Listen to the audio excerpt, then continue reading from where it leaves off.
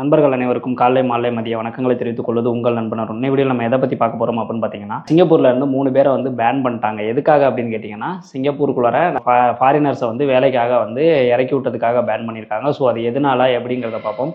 அதே மாதிரி சிங்கப்பூர் சிட்டிசனுக்கு வந்துட்டு பார்த்தீங்க அப்படின்னா கிட்டத்தட்ட 6 மாதம் ஜெயில் தண்டனையும் கொடுத்துருக்காங்க. ஸோ இது எதனால அப்படிங்கிறது ரொம்ப டீட்டெயிலாக பார்ப்போம்.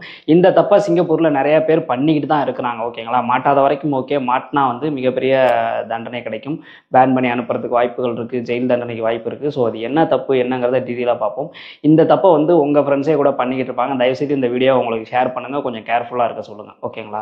ஓகே, சிங்கப்பூர் எதுக்கு போகிறோம் அப்படின்னு பார்த்தீங்கன்னா சம்பாதிக்கிறதுக்கு தான் போகிறோம். நீங்கள் அப்படி போகிறப்ப பார்த்தீங்க அப்படின்னா வந்துட்டு சிங்கப்பூரோட ரூல்ஸ் அண்ட் ரெகுலேஷன்ஸை கரெக்டாக தெரிஞ்சுக்கிட்டு போகணும். சிங்கப்பூரோட ரூல்ஸ் அண்ட் ரெகுலேஷன் உங்களுக்கு தெரியல அப்படின்னா ஃபர்ஸ்ட் நம்ம சேனலை சப்ஸ்கிரைப் பண்ணி வச்சுக்கோங்க. நம்ம வந்து சிங்கப்பூரில் செய்யக்கூடாத தவறுகள்னு சொல்லிட்டு தனியாக ஒரு பிளேலிஸ்ட்டே போட்டு வச்சிருக்கோம். அதில் வந்துட்டு என்னென்ன தவறுகளுக்கு என்னென்ன மாதிரியான தண்டனை அப்படிங்கிறத ரொம்ப டீட்டெயிலாக போட்டிருக்கோம். நம்ம அவ்வளோ சீக்கிரம்லாம் வந்து சிங்கப்பூர்லேருந்து தப்பிக்க முடியாது. நீங்கள் சிங்கப்பூரில் போயிட்டு ஏதாவது தப்பு பண்ணி மாட்டிக்கிட்டீங்க அப்படின்னா உங்கள் பாஸ்போர்ட்டை பேன் பண்ணி உங்கள் சிங்கப்பூரில் வச்சு கேஸை வந்து முடிச்சு அந்த கேஸுக்கு உண்டான தண்டனையை வந்து நீங்கள் பெற்றதுக்கு அப்புறம் தான் உங்களால் இந்தியா வர முடியும். ஸோ சாதாரணமாக நீங்கள் இந்தியாவுக்கு கூட வர முடியாது, அங்கேயே லாக் ஆயிருவீங்க. இதை வந்து நான் நெகட்டிவாக பேசுறதுக்காக நான் சொல்ல கிடையாது, நடந்த விஷயத்தை நான் உங்கள்கிட்ட எக்ஸ்பிளைன் பண்ணுறேன். ஓகேங்களா? சிங்கப்பூரர் ஒருத்தர், அவருக்கு ஏஜ் வந்து 54 வயசு ஆகுது. ஓகேங்களா? அவர் வந்து ஒரு கம்பெனியில் வேலை பார்க்குறாரு.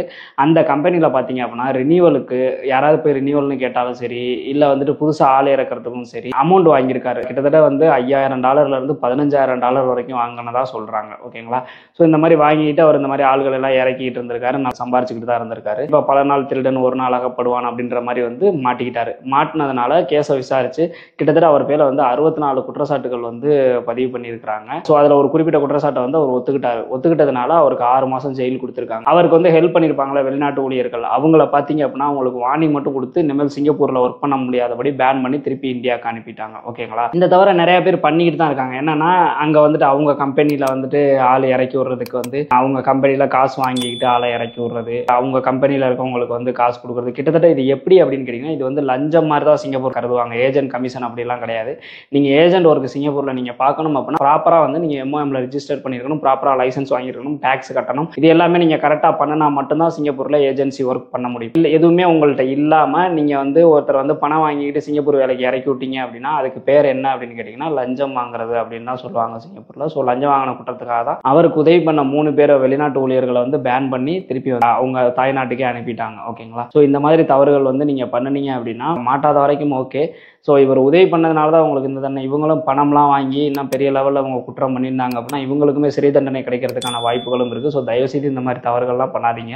சிங்கப்பூர் ரூல்ஸ் என்ன அப்படின்னு கேட்டிங்கன்னா நீங்கள் சிங்கப்பூர் போகிறீங்க, அதுவும் மெயினாக வந்து ஒர்க் பர்மிட்லையோ இல்லை எஸ்பாஸ் இபாஸில் போகிறீங்க, உங்கள் பர்மிட்லேயே வந்து கம்பெனி நேம் இருக்கும், அந்த கம்பெனியில் மட்டும்தான் ஒர்க் பண்ணணும், வேறு எங்கேயும் ஒர்க் பண்ணக்கூடாது. ஓகேங்களா? சில பேர் கேட்பாங்க நான் சப்ளை கம்பெனிக்கு போகிறேன், அப்போ வந்து அவங்க வேறு கம்பெனி கூட்டி போவாங்க அப்படின்னா உங்களுக்கு ப்ராப்பராக அனுமதி வாங்கி தான் வந்து உங்களை இறக்கியிருப்பாங்க. கம்பெனி சப்ளைக்கு உங்களை விட்றாங்க அப்படின்னா அதுக்கும் MOMல அனுமதி வாங்கி தான் உங்களை விடுவாங்க. அப்படின்றப்ப அது பிரச்சனை கிடையாது.